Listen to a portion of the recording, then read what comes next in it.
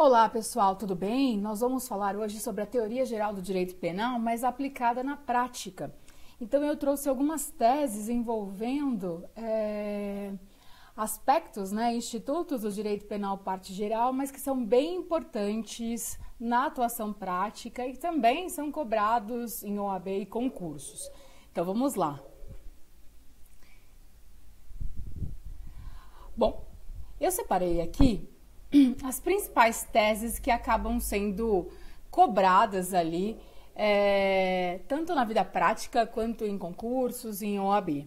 Basicamente, nós temos como as principais situações que utilizamos no dia a dia as questões atinentes à dosimetria da pena e benefícios, né? Então, substituição da pena privativa de liberdade por restritiva de direitos, a suspensão condicional do processo, agora, a partir da lei anticrime em especial, o acordo de não persecução penal, além de algumas teses que estão vinculadas à parte geral do direito penal, então arrependimento posterior, desistência voluntária, tentativa, crime impossível, concurso de crimes, Muitas coisas relacionadas, como eu disse, à dosimetria da pena, regime de cumprimento de pena, erro de tipo, erro de execução, elemento subjetivo, discussão sobre a existência de dolo, culpa, nexo de causalidade, insignificância, excludentes de ilicitude, culpabilidade, erro de proibição, prescrição, são algumas das teses utilizadas durante a atuação prática e que também acabam, por consequência, exatamente porque são muito utilizadas na vida prática, acabam também sendo cobradas em concurso e OAB, porque de fato são recorrentes e são teses importantes.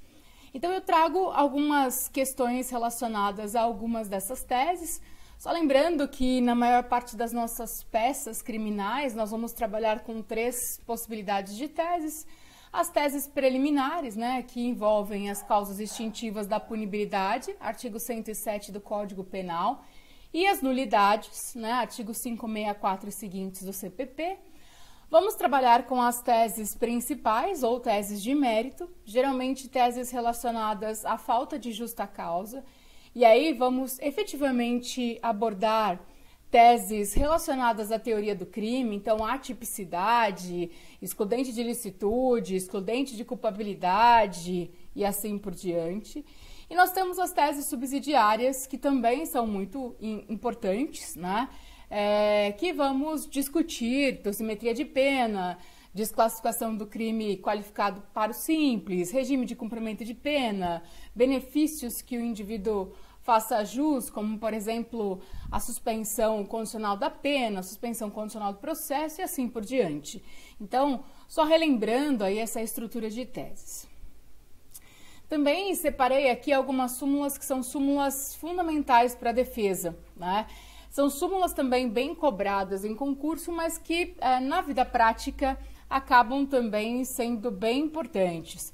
Eu menciono aqui a súmula 718 do STF, que fala que a opinião do julgador sobre a gravidade em abstrato do crime não constitui motivação idônea para imposição de regime mais severo do que o permitido, segundo a aplicação da pena, a pena aplicada. Essas súmulas aqui, essa sequência de súmulas 718, 719, 440, são relacionadas a regime de cumprimento de pena e dosimetria de pena. Por isso que são súmulas importantes e elas reforçam essa questão de que o julgador precisa justificar ali a imposição de um regime de cumprimento de pena mais rigoroso, a fixação de uma pena base acima do mínimo legal, e essa motivação ela não pode ser uma motivação abstrata, Ele precisa justificar, motivar de acordo com as circunstâncias do caso concreto. E elas são súmulas importantes porque a gente sabe que na prática muitos julgadores acabam fazendo ali, indicando, apontando motivações, justificações genéricas e abstratas, com base, o delito é grave, então vamos estabelecer um regime mais rigoroso ou uma pena mais rigorosa, acima do mínimo legal e assim por diante.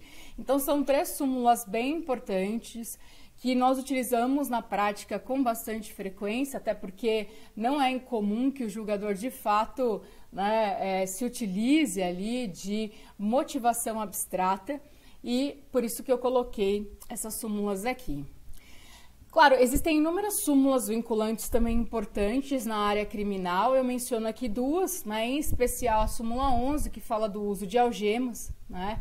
É uma súmula importante, apesar de ser uma súmula com uma redação muito abrangente, muito aberta, e que traz a ideia de uma exceção em relação ao uso de algemas, mas que na prática nós sabemos acaba sendo a regra, né? Mas é uma súmula importante para discutir diversas questões, como, por exemplo, o relaxamento de uma prisão em flagrante. Porque no auto de prisão em flagrante, a autoridade policial precisa justificar, por exemplo, o uso de algemas em virtude das circunstâncias ali da prisão. E se essa justificativa não existir, ou se ela não for uma justificativa plausível, né, é possível discutir, por exemplo, o relaxamento da prisão em flagrante. Então, tem alguns aspectos no júri também, a questão do uso de algemas é uma questão importante, né? Discutir ali, mencionar a remoção das algemas durante a sessão plenária, enfim. A gente sabe que na prática é sempre muito difícil que não haja um emprego de algemas, né? No procedimento do júri, por exemplo, é muito comum que o Ministério Público, né, e mesmo o magistrado justifique a decisão da manutenção, jogando ali a responsabilidade, por exemplo, nas costas dos policiais, né? Vocês conseguem assegurar 100% que não haverá qualquer incidente de segurança aqui? Obviamente que eles vão dizer, 100%, né, é difícil. E aí isso acaba servindo ali de fundamento para manutenção das algemas, né? E em sessão plenária, manter o réu algemado é muito ruim, assim. É um critério que deixa ali, que dá um reforço ao Ministério Público na questão da periculosidade, né? Enfim, mesmo que o indivíduo não seja perigoso, estando algemado, as pessoas já presumem essa periculosidade. Então, por isso que é interessante sempre argumentar sobre a remoção das algemas, inclusive sobre, se possível, a troca da roupa, né, do réu, que ele não participe ali da sessão plenária com a roupa com a qual ele vem da penitenciária, enfim. São algumas situações que eu acho que vale a pena mencionar aqui.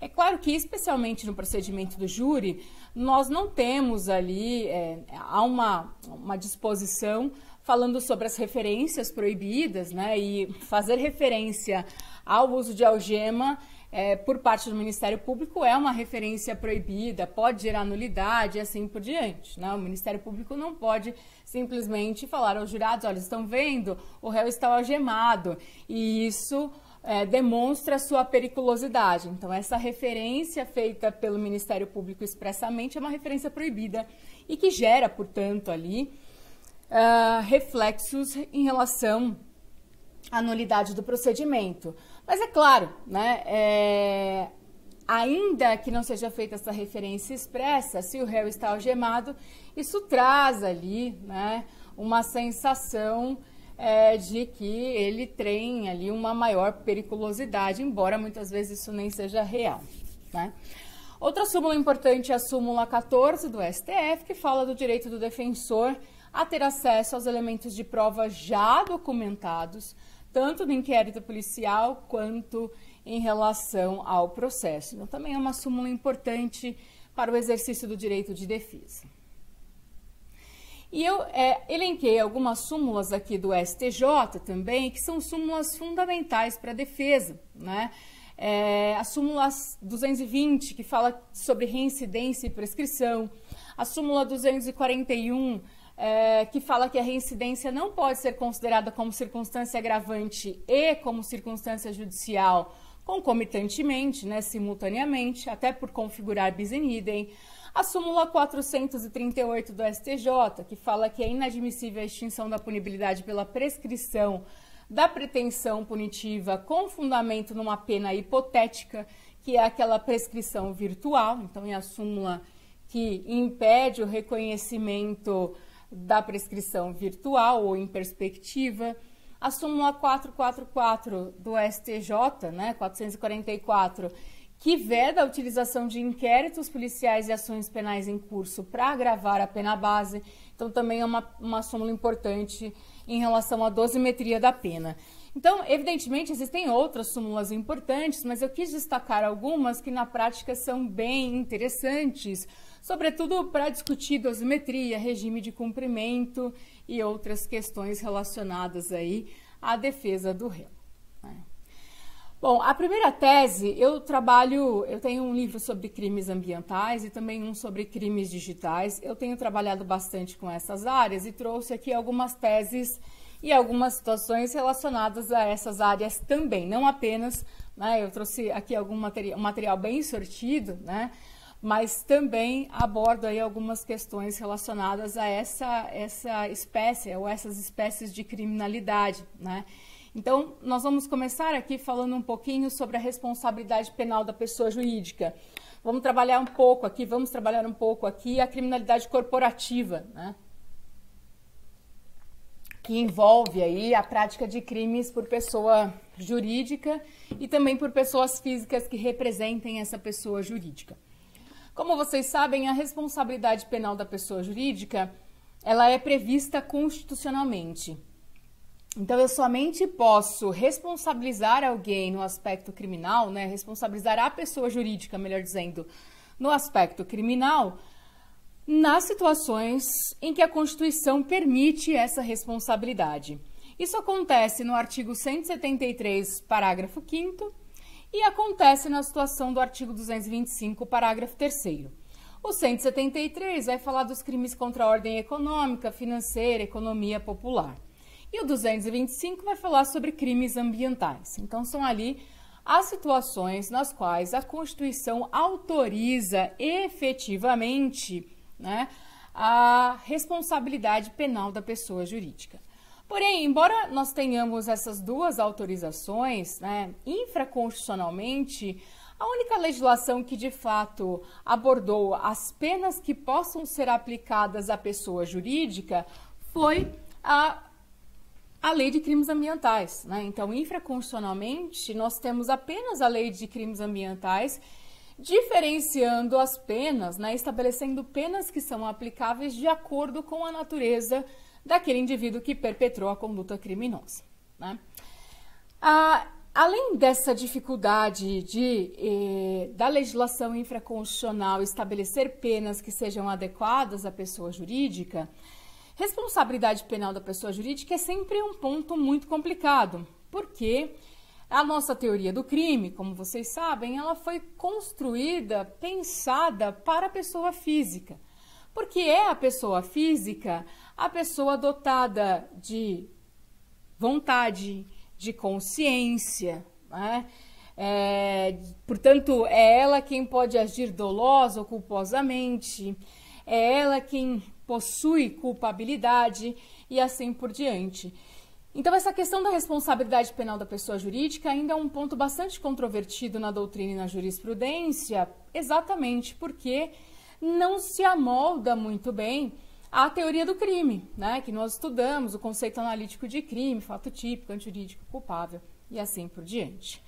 A solução para viabilizar essa espécie de responsabilidade, trazida sobretudo pela doutrina e pela jurisprudência, né, foi o reconhecimento de uma teoria estrangeira, que é a teoria da dupla imputação, ou da responsabilidade reflexa, ou responsabilidade por ricochete. O que significa isso? Eu consigo apontar no polo passivo de uma ação penal a pessoa jurídica, desde que também seja apontada no polo passivo, né, a pessoa física que atuou em nome e em benefício da pessoa jurídica. Ou seja, a teoria da dupla imputação, ela impõe um concurso necessário entre a pessoa física e a pessoa jurídica para viabilizar essa responsabilidade da pessoa jurídica. Porém, né, o STF e o STJ já se manifestaram de forma a afastar a teoria da dupla imputação ou da responsabilidade reflexa ou por ricochete. Então, só mostrando para vocês, né, essa é a nossa primeira tese, né, relacionada ao direito penal parte geral, efetivamente, né? A Lei de Crimes Ambientais é a Lei 9.605 de 98. Ela fala sobre a responsabilidade penal da pessoa jurídica no seu artigo 3º, indicando que a responsabilidade das pessoas jurídicas não exclui a das pessoas físicas, autoras, coautoras ou partícipes do mesmo fato. Aliás, percebam, né, pela redação do artigo 3º, parágrafo único, não há uma necessidade, né, não existe essa questão do concurso necessário entre a pessoa física e jurídica, porque o dispositivo menciona que a responsabilidade da pessoa jurídica não exclui a responsabilidade da pessoa física, né? De todo modo, como eu mencionei, essa questão da responsabilidade penal da pessoa jurídica sempre traz discussões em torno da vontade, consciência, culpabilidade e essa dificuldade, em virtude disso, né, de encaixar na teoria do crime e de viabilizar essa previsão constitucional da responsabilidade penal da pessoa jurídica. Bom, até então, o STF e o STJ, apesar do artigo 3º da Lei de Crimes Ambientais não impor, né, esse concurso necessário, vinha reconhecendo a teoria da dupla imputação como uma alternativa para viabilizar essa responsabilidade penal da pessoa jurídica. Até que em 2014, né, o STF mudou esse entendimento, né? Na verdade, ele não mudou o entendimento, mas ele decidiu pela primeira vez de uma forma diferente. Ele afastou, né, a dupla imputação e disse que não havia concurso necessário estabelecido pela Lei de Crimes Ambientais. Portanto, nada impedia que a pessoa jurídica figurasse sozinha no polo passivo de uma ação penal. Então, esse é o recurso extraordinário 548181 do STF, né, analisado pelo STF, e que traz esse entendimento que é um entendimento bastante interessante. Apesar desse posicionamento do STF em 2014, o STJ seguiu adotando a teoria da dupla imputação. Porém, em 2015, ele também reconheceu a possibilidade de responsabilizar penalmente a pessoa jurídica, independentemente da responsabilização concomitante com a pessoa física. Então, ele também afastou a dupla imputação para tratar ali especificamente da possibilidade da pessoa jurídica figurar sozinha como ré. Então, são dois entendimentos pontuais, porém importantes, né? Porque abrem essa possibilidade de discussão, muito embora nós não tenhamos nada definido absolutamente na jurisprudência, não tenhamos nenhuma súmula tratando dessa questão, né, desse tema, mas são duas situações, né, importantes analisadas pelo STF e pelo STJ. Né? Bom, voltando também aqui um pouco o nosso olhar para os crimes ambientais, também vale a pena mencionar a questão do princípio da insignificância. Eu vou comentar um pouco dentro dos crimes ambientais, mas depois vou ampliar um pouco a insignificância para outras situações, porque a tese do princípio da insignificância ou bagatela é uma tese muito importante para a defesa, né? Como vocês se lembram, a insignificância gera a exclusão da tipicidade material, portanto, a exclusão do crime, né? Não há crime, uma vez que no conceito analítico, o crime é fato típico, antijurídico e culpável, e dentro do fato típico nós temos, né, tipicidade, conduta, resultado, nexo causal. Dentro da tipicidade temos a tipicidade formal, que é a correspondência do comportamento àquilo que foi descrito pelo legislador como proibido, e a tipicidade material, que está relacionada à ofensividade ou lesividade. Ou seja, não basta que a minha conduta se amolde perfeitamente àquilo que está descrito num tipo penal. Eu preciso gerar uma situação de dano, né, ou de risco considerável ali a um bem juridicamente protegido. Então, isso está relacionado ao princípio da ofensividade ou lesividade do direito penal. Então, por conta disso, né, se eventualmente eu tenho ali uma situação que se amolda ao tipo penal, mas que não gera uma lesão relevante a um bem juridicamente protegido, né, eu não posso considerar aquela situação como uma situação criminosa. Então, o princípio da insignificância vem nesse sentido, né? Exatamente para gerar aí essa questão da responsabilidade, né, penal somente em situações relevantes. Até porque, né, pelo menos em tese, né, o direito penal adota a chamada última ratio, né? Ele tem que ser utilizado realmente em situações que sejam importantes, né? Bom, aqui eu vou comentar um pouquinho da insignificância em relação aos crimes ambientais. No que tange aos crimes ambientais, o STF vinha reconhecendo a possibilidade de aplicação do princípio da insignificância a esses crimes, né? O HC 11.2563 de 2015 é um exemplo desse entendimento. Porém, em 2017, o STF modificou esse entendimento, afastando a aplicação do princípio da insignificância em matéria de crime ambiental, reconhecendo que toda lesão ao meio ambiente é relevante e que, se não for punida aquela lesão, por menor que ela seja, isso servirá de incentivo a outras práticas delitivas. Então, reforçou a ideia, né, de que o direito penal ele tem esse papel pedagógico, né, e de evitar ali um indesejável incentivo à prática de novos delitos ambientais, o que depois poderia trazer um impacto relevante ao meio ambiente, né? Esse entendimento de 2017 ele foi reforçado em 2019, então, por enquanto, a gente tem esse entendimento mais ou menos consolidado no âmbito do STF sobre a não aplicabilidade da insignificância em matéria de crimes ambientais, né? Agora, a insignificância é uma questão de política criminal, né? Nós sabemos que ela não tem previsão legal e é exatamente por isso que a aplicação desse princípio é muito variável a depender do tipo de crime e das situações que ele envolva, né? Então, eu coloco aqui uma questão relacionada à violência contra a mulher, então também é um entendimento mais ou menos consolidado, no sentido de que não se pode aplicar o princípio da insignificância a crime com violência contra a mulher. Então, se afasta a insignificância nas situações de violência doméstica e familiar contra a mulher, né? E uma outra discussão envolvendo insignificância diz respeito ao crime de furto, né? Uma situação aqui analisada em 2015, né, falando que bens de pequeno valor, né, que foram subtraídos, nesse caso foi sucata de peça automotiva avaliada em R$4, né? O indivíduo foi condenado a pena de 2 anos e 4 meses de reclusão. Ele tinha antecedentes criminais, não por furto, mas por homicídio, né? Não havia vínculo entre as infrações penais,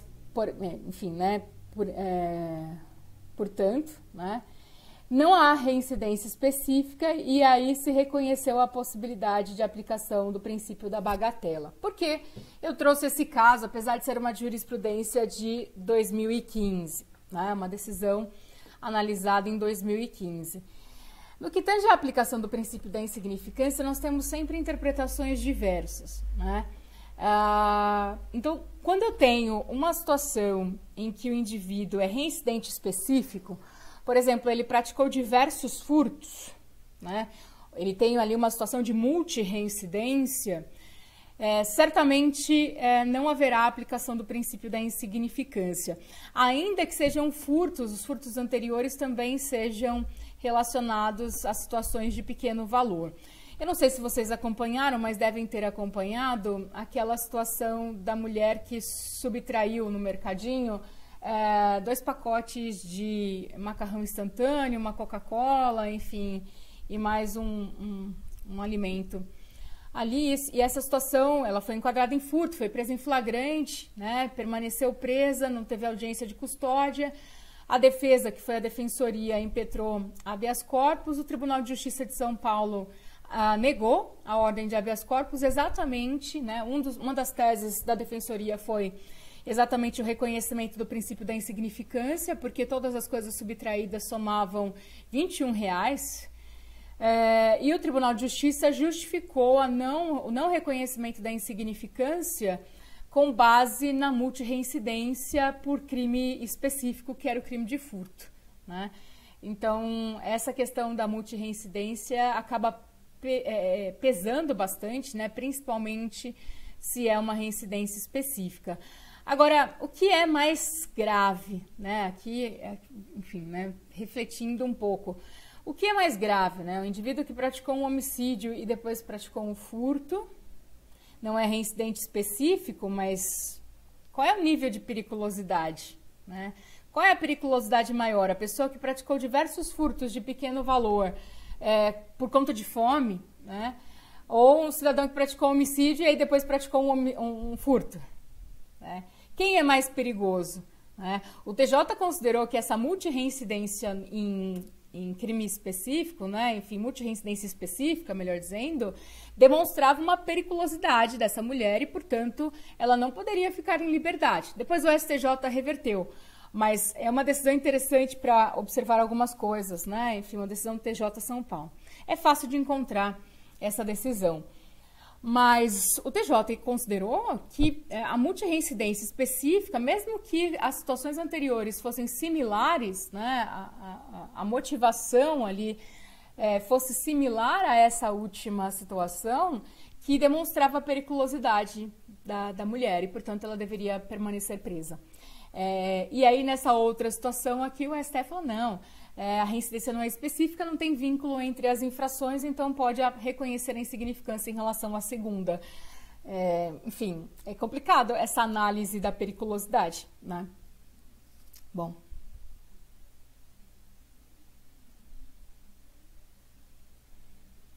Outra situação interessante, né? A informação em controvérsia de que os pacientes são infratores contumazes e com personalidade voltada à prática delitiva obsta a aplicação do princípio da insignificância. Também é um entendimento mais ou menos consolidado, né? Dentro dessa questão que eu mencionei, né? Que o indivíduo é voltado à prática delitiva exatamente porque ele já praticou ali várias condutas, né?